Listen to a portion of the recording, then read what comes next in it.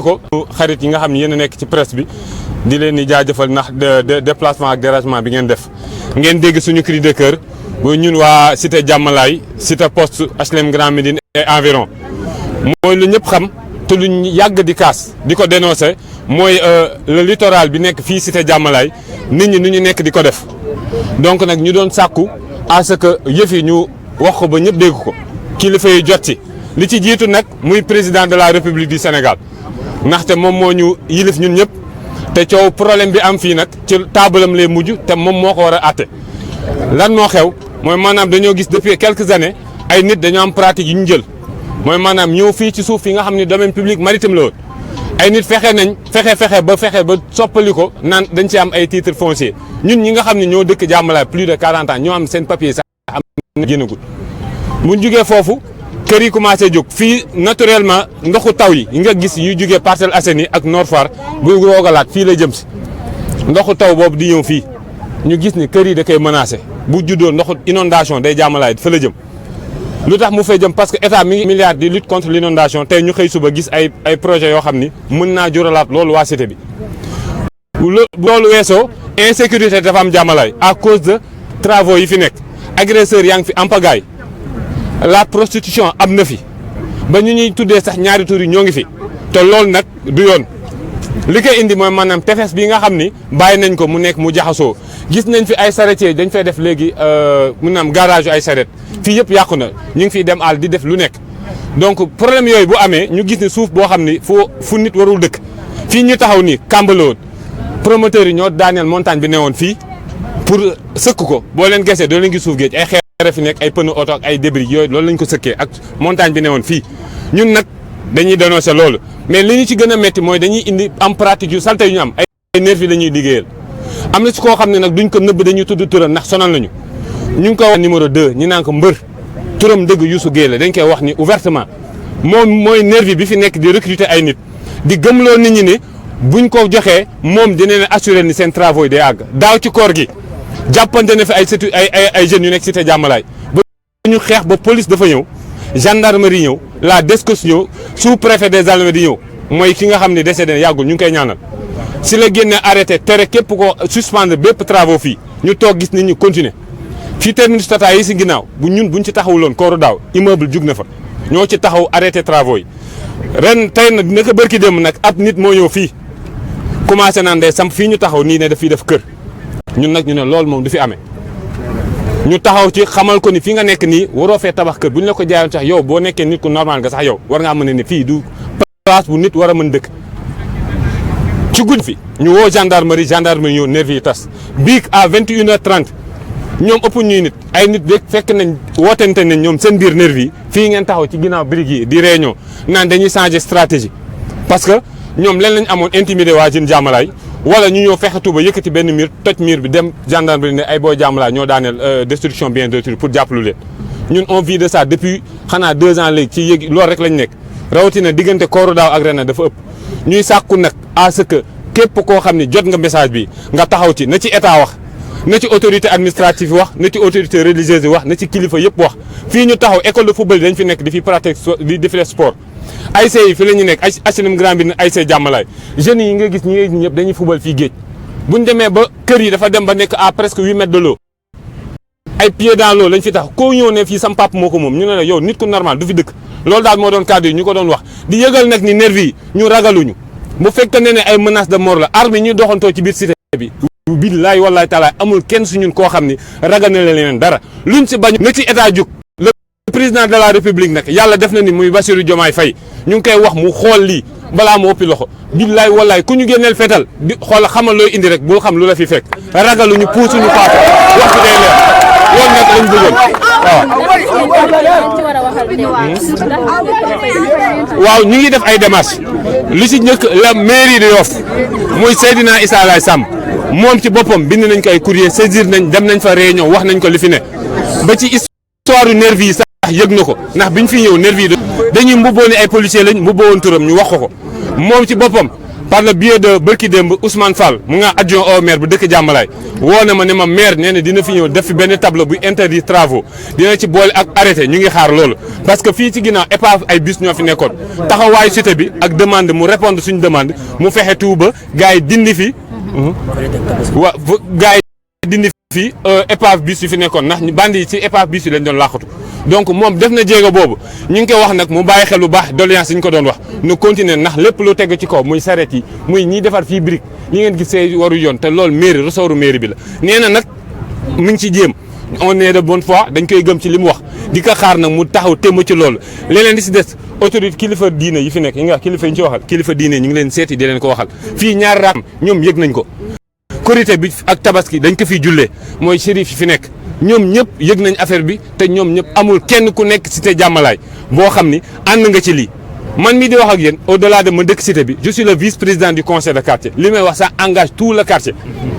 kilifa laa ci wàllu boobu noonu parce que koñ bi ñoo def assemblée générale ne ma yaay suñu vice président kon su ma taxawee bi di wax quartier bi yëpp la waxal amul kenn koo xam ne nag yaa ngi ci koñ bi di ànd ci lii lijjanti rek lijjanti dugal xaalis lijjanti foofu lañ ko yaakaaree rek papier yi ñu yor fu ñu ko amee ne président audit fan lañ jaar ba biir papier ay impôt et domaine nga ciy gis noonu lijjanti affaire bi naka la demee ba nit ñi jël ay foo xam soppali ko def ko ay titre ay nit yor ko loolu état du Sénégal le président de la république moo si mën a ñun ñii nii ñun lu ñu mën dénoncer ñu bàyyi autorité administrative def seen liggéey audit yi mu commencé nii noo xool lii xew fii impôt et domaine ci wàllum suuf bi xew fii littoral Jàmmalaay lan la te loolu lu mu gën a gaaw xeeb nañ ko parce que gars yi dañuy gaawantu di profiter di clôturer di def du n'importe quoi pour lan ñi ngi xaar ay dédommagement ñi ngi xaar leneen ñoom ñëpp ay système dóor la rek loolu kese la du leneen ay dóor ak ay lijjanti moo tax ñu defee nii ah man Babacar laa tudd dëkk naa Issa Laye Sam le maire de Yoff taxaw nañu réunion mun nañu man du ma mus a joxe autorisation de construire sous mon magistère fii ñi fi jot a nekk nag autorisation ñu yor ñenn ñi ay 2016 ñenn ñi ay 2020 yoo xam ni dañ ne Diouf Sarr ko signé te bul xam ni ñu def ba mu signé ko li ñu yor ñii ay de papier 2016 may laaj na autorisation de construire boo xam ne ça date de 2016 na valable na 2024 wala nu nit yor ay 2000 ndax valable na. kon ñaata at ñoom ñu ngi commencé di tabax fii. waaw démb taxaw nañ fii gis kenn koo xam dafa génne bi ñu gis Diouf Sarr la ma gis année bi 2020 ma ne ko yow nit ku normal nga. foofu daal la affaire yi avant boobu lii coow li boo leen ko toppee Abdoulaye Wade ak ancien président de la République ñëwoon na fi 2003 ñëwoon na fi ndax coow amoon ba mu seet suñu benn yaay di profité di wax ni gars yi nañu bàyyi suñu turu yaay boobu ñuy jël naan ko mooy jël di monté booy monté wul kenn fii ñun waa koñ bi ñoo génn ànd ak ñun ñëpp moom monté wul kenn wax boobu nay leer léegi nag président de la République ñëw na fi. kan mooy promoteur promoteur yi am na ñun ciy xam kay am na ñoo xam ne duñ feeñ mukk day am keneen ku ñëw naan man la mais du la vraie personne doo ko xam deneen minute nga ci kenn ki ñu ci xam kii fi am fii ñu taxaw nii xam nañ ko bu baax te soriwuñ duñ fa nekk di tudd turam nag xamante nañ moom nanguwul ñëw taxaw affiché wu carrément en public ñu ngi toog ko mais xamante nañ bu baax bépp nervi bu fi laal doomu jàmbur te nga xam ne moom la ñuy liggéey kon leer nga dégg ngeen moo fi ñëw démb 4-4am ak ay mbokkule moo ngi dëkk fii Thierno Moulay Sow moom terrain fi ñu taxaw nii moom moo ne moo ko moom léegi nag ñun ragaluñ ko de ragaluñ keneen ku dul moom nag yàlla rek a fi ne fii ñu taxaw nag gis nañ fi lu ne armé nañ ay nit yor fetal yor jaasi ñëw ñu xam ne booy ragaluñ suul nañ fi ay bopp mbaam xuux ak ay damitu ay béjjën ak ay yu kenn xamul te loolu ça date de très longtemps pour ñoom mystique day tax waa koñ bi daw pour ñoom physique violence physique day tax waa koñ bi ragal faalewuñ leen wax bi dafay leer lu ñu indi li ci topp loolu nag na président lañ bëgg mu dégg ko mu jug na taal otom ñëw Abdoulaye Wade bu problème bi amee daal taal otom ñëw réglé ko ensuite gars yi lijjantiwaat nañ ba indiwaat problème bi moom la ñuy wax mu ñëw en personne régler problème bi une bonne fois pour toutes lu ci promoteur yi bañul ñun bañuñu ko ci Iran Irak bi day metti rek ñun ak ñoom waaw ka parce que ñun jàmm lañu bëgg ci réew mi. en tant que ngeen nekk ba bokk ci population Sénégal maa ngi leen di remercier suñu doom yi nga xam ne c'est la jeunesse ak xale yu ndaw yi ñu entouré mais damay rappeler rek ne ñun Jàmmalaay bi ñu fiy ñëw on était très jeunes man ñun bi ñu fiy ñëw on avait que ay 25 ans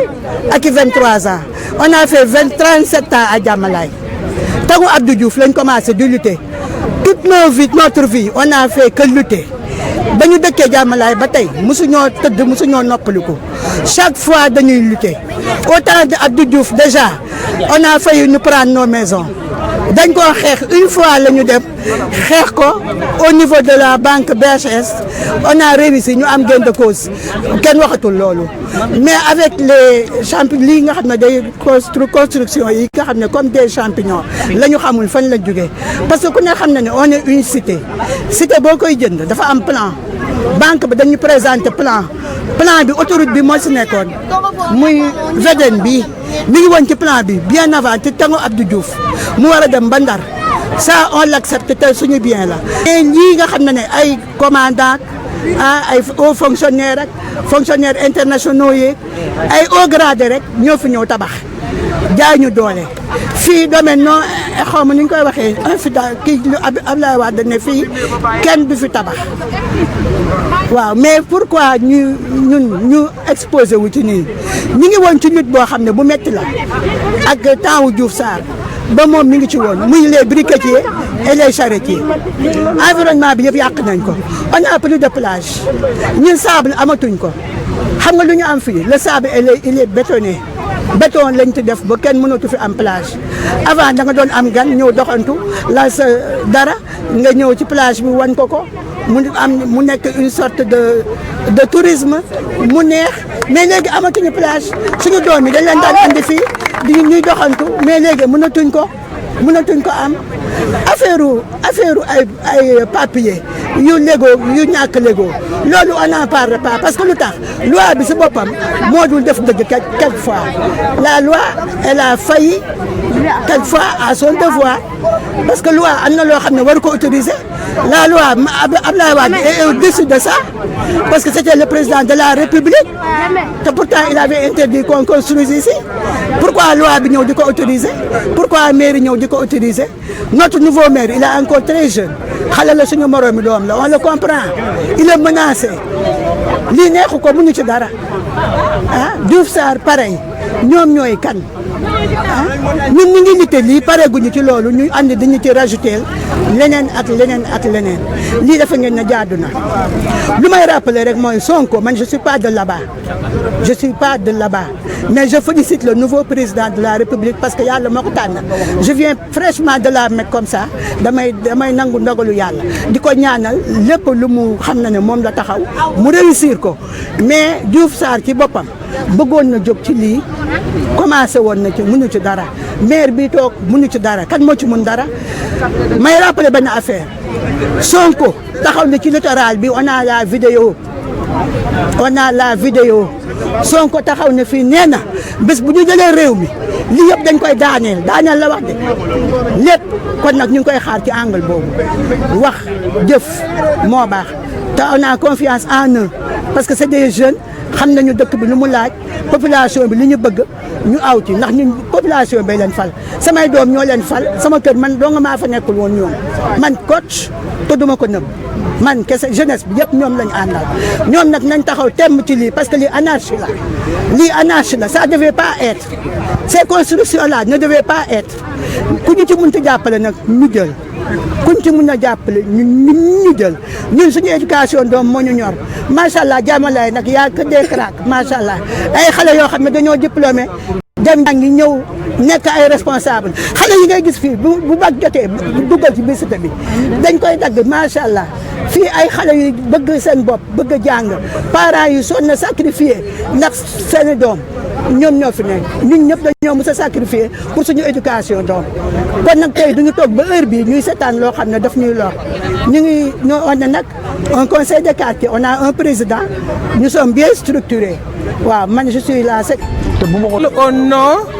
du conseil de quartier parce que ci biir conseil de quartier bi dafa am benn commission boo xam ne dañ koo tuddee on appelle cette commission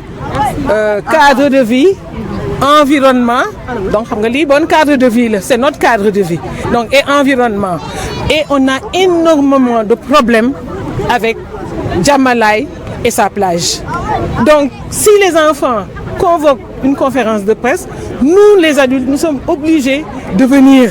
pourquoi parce que depuis qu'on est là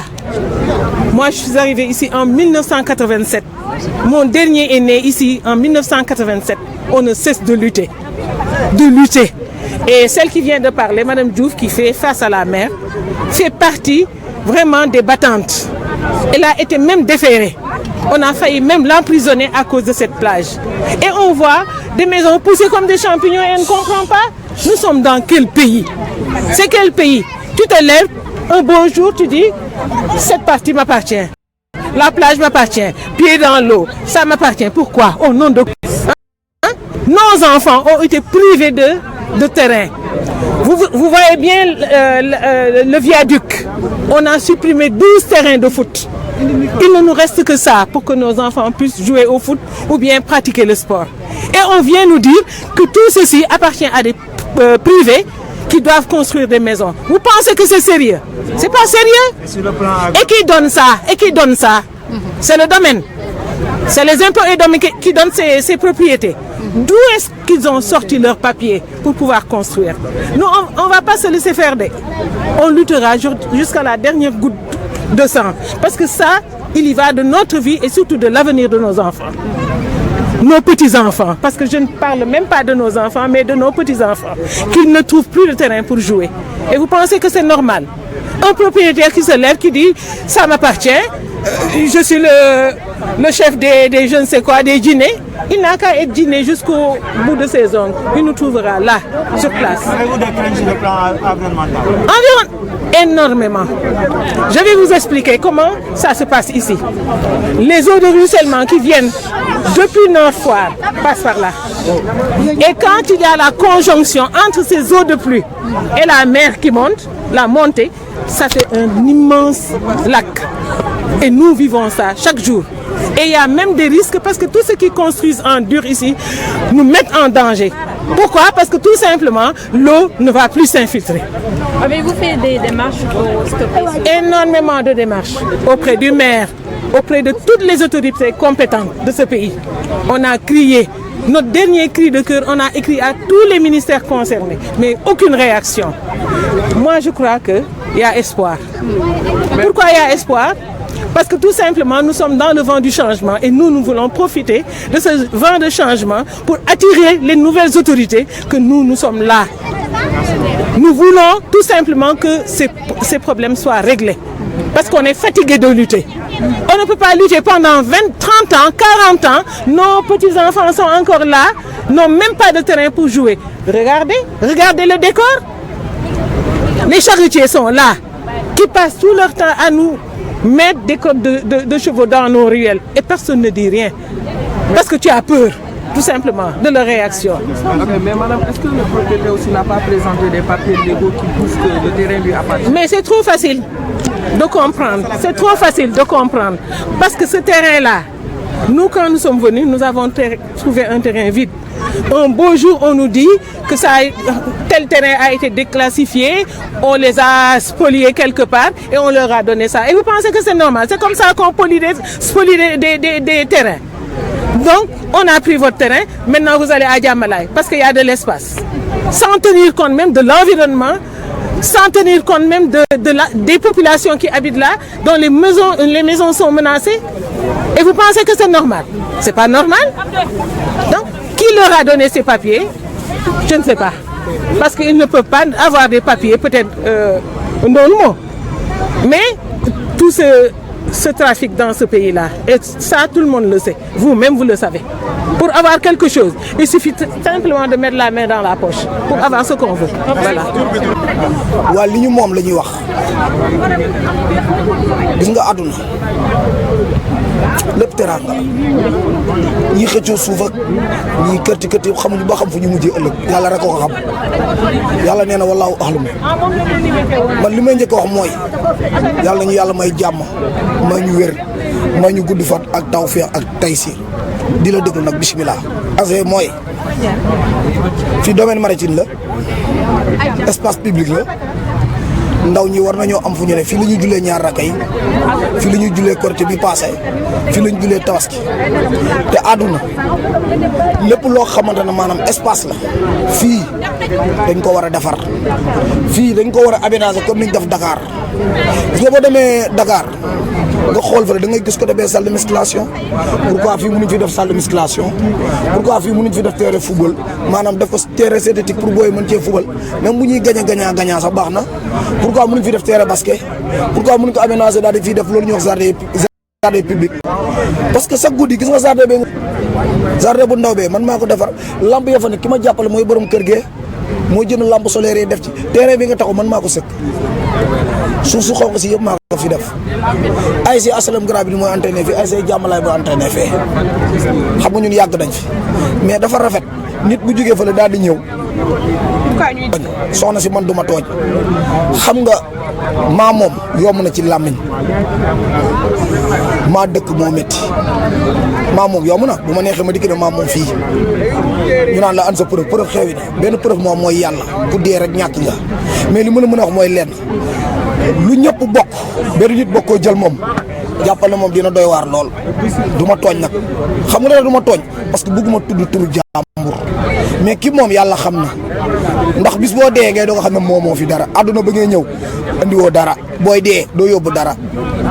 nga doon seen ñu dégg ne ay apparenté yenn saa yi dafay am ndax nervi yi fi yónni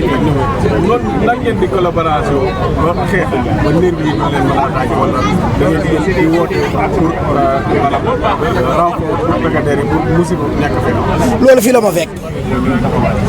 loolu fii la ma fekk maanaam loolu bi mu am fii la ma fekk man lépp fii la ma fekk d'accord woo nañ ay nit ñooñu ñu woo ñëw nañ fi man gisee naa ak ñoom ba waxtaan ak ñoom ne leen carrément xam naa ne yéen dañ leen a fay mais duñu ay noonu nekk leen nit ñi nekk fi di xëccoo yëpp ñu ngi seen kër yi di lekk di naan bu leen nangu yéen ñu leen di sacrifier waxtaan naa ak ñoom dégg nañ ma ci kàddu ñu ne ma d'accord ma ne leen bu leen ci xeex bu leen ci xuloo lii man duma ci xeex duma ci xuloo man damay wax li nga xamante ne moo jaar yoon lii alalu askan bi la du intérêt benn nit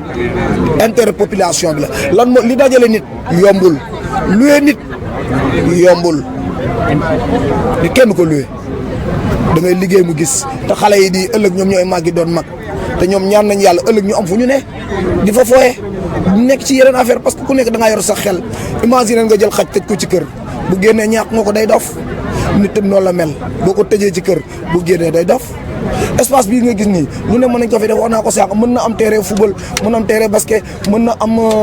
espace public boo xam maanaam côté boo xam ne nit ñi war nañ fa mën a toog ay jardin public jardin d'enfants et tout ça lépp mën nañ ko fi def même sax ay dibiteurs yi mën nañ ko fi def fii mën nañ ko aménager ba mu nice ba mu xoolal ñun suñu réew ñun ñoo ko war a defaral suñu bopp ñun waruñu dépendre ci ay président ak lii ak lee ñun ñoo koy fayte suñu bopp mairie bi xaaruñu ko ñun li tax mën a la xaaruñu ko parce que mairie bi defuñ seen liggéey man sama wax dama koy leeral mairie bu defoon liggéeyam lii yëpp du taxaw fekkee naa ko fekkee ma ko loolu wax ju yàqu la parce que mairie bi ci boppam ñoo deful seen liggéey bu ñu defoon seen liggéey lii yëpp du am coow yi yëpp du am parce que kayit ba signé ba waa ji am fitu taxaw de maa moom loolu la ñu war a lijjanti waa ji fan la jëlee kayit boobu loolooy wax ji kan moo ko jox kayit bi fan la ko jëlee mais nag sénégalais bu ñu nax ñu nekkatuñu ay jaayil taam bi dafa toll foo xamante ne maanaam léegi nit ñi dañoo toll foo xam ne dimension boo xam ne maanaam dañoo dépassé ay baj-baj liggéey y a pas de mbuxum toog muy dox bi moo jeex. sëñ Fall. d'accord merci. leen waa dam gi si buñ ko nangoo ñoom seen bopp sax dafa mel ni tooñ nañ askan. xam mën naa bokk li ci def mën naa réglé après